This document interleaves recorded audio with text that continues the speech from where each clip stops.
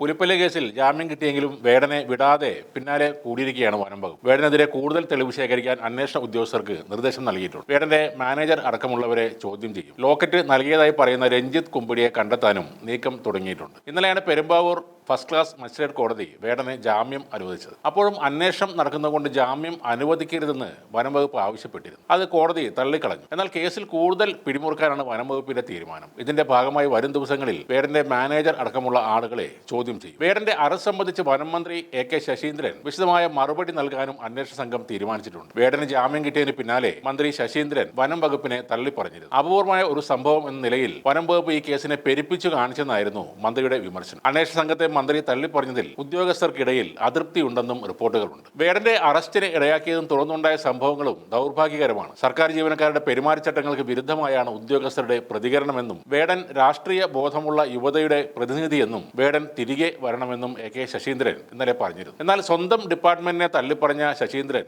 ഇന്നലെ വരെ വേടന്റെ അമ്മയുടെ വംശത്തിന്റെ തായ്വേര് തേടിപ്പോയ ആളുകളുടെ കൂടെ തന്നെയായിരുന്നു. ശ്രീലങ്കൻ വംശയായ അമ്മ എന്ന് കേട്ടതോടെ വേടനെ തമിഴ് പുലികളുടെ കൂട്ടത്തിൽപ്പെടുത്തി അന്വേഷണം നടത്താനാണ് അവർ ശ്രമിച്ചത്. വേടന്റെ അമ്മയുടെ ശ്രീലങ്കൻ ബന്ധവും അന്താരാഷ്ട്ര ബന്ധവും തേടിപ്പോയ ആ വനം വകുപ്പ് ഉദ്യോഗസ്ഥനെയാണ് പ്രത്യേകം ആദരിക്കേണ്ടത്. മാധ്യമങ്ങളോട് സർക്കാർ അനുമതിയില്ലാതെ വിടുവായത്തരം വിളിച്ചു പറഞ്ഞതിന് വകുപ്പ് തല നടപടി എടുക്കണം. വേടനെ പോലെയുള്ള സാധാരണക്കാർക്ക് മാത്രം ബാധകമായ ഒന്നല്ല നിയമം. റേഞ്ച് ഓഫീസറും മന്ത്രിയുമൊക്കെ നിയമം പാലിക്കേണ്ട ആളുകളാണ്. ശശീന്ദ്രൻ ഇന്നലെ കളം മാറ്റി ചവിട്ടി വേടനെ പുകഴ്ത്തിക്കൊണ്ടുവന്നത് എന്തിനായിരിക്കാം? വേടന്റെ പുലിപ്പള്ളി കേസ് വേഗം ഒതുങ്ങേണ്ടത് അത്യാവശ്യമായിരുന്നു. കാരണം ഈ കേസ് പ്രമുഖരായ പലരിലേക്കും വിരൽ ചൂണ്ടുകയാണ്. മോഹൻലാലിന്റെ വീട്ടിലെ കൊമ്പും സുരേഷ് ഗോപിയുടെ കഴുത്തിലെ പല്ലും മുകേഷ് നായരുടെയും അഖിൽ മാരാരുടെയും കഴുത്തിൽ കിടക്കുന്ന സാധനങ്ങളും ജനങ്ങളിലേക്ക് എത്തിയിട്ടുണ്ട്. അവരെല്ലാം എക്സ്പോസ് ചെയ്യപ്പെടുന്ന രീതിയിൽ ജനം അത് ചർച്ചയാക്കിയപ്പോൾ ശശീന്ദ്രൻ സാർ നല്ല രീതിയിൽ പേടിച്ചിട്ടുമുണ്ട്. ജനങ്ങൾ വേടന്റെ ഒപ്പമായപ്പോൾ മന്ത്രിയും ഉളുപ്പില്ലാതെ ഒപ്പം കൂടി. കേരളത്തിലെ ഏറ്റവും മോശം ഈ ശശീന്ദ്രന്റെ വകുപ്പാണ്. ഇദ്ദേഹം ഏത് വകുപ്പ് കൈകാര്യം ചെയ്താലും അതാണ് അവസ്ഥ. അത്രയ്ക്ക് കാര്യപ്രാപ്തിയുള്ള ആളാണ് അദ്ദേഹം.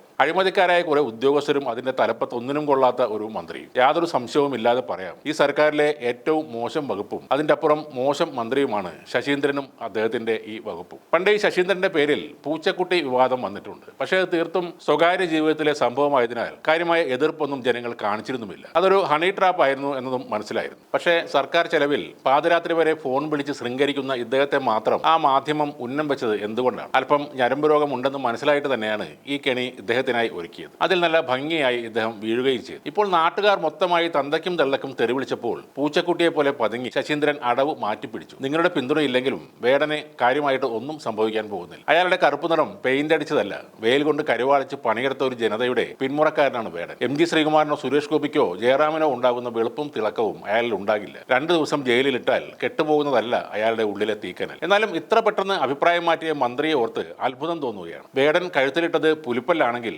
താങ്കൾ സ്വയം അണിഞ്ഞിരിക്കുന്നത് കണ്ടാമൃഗത്തിന്റെ തോലാണ്. അതും നിയമപ്രകാരം തെറ്റ് തന്നെയാണ്.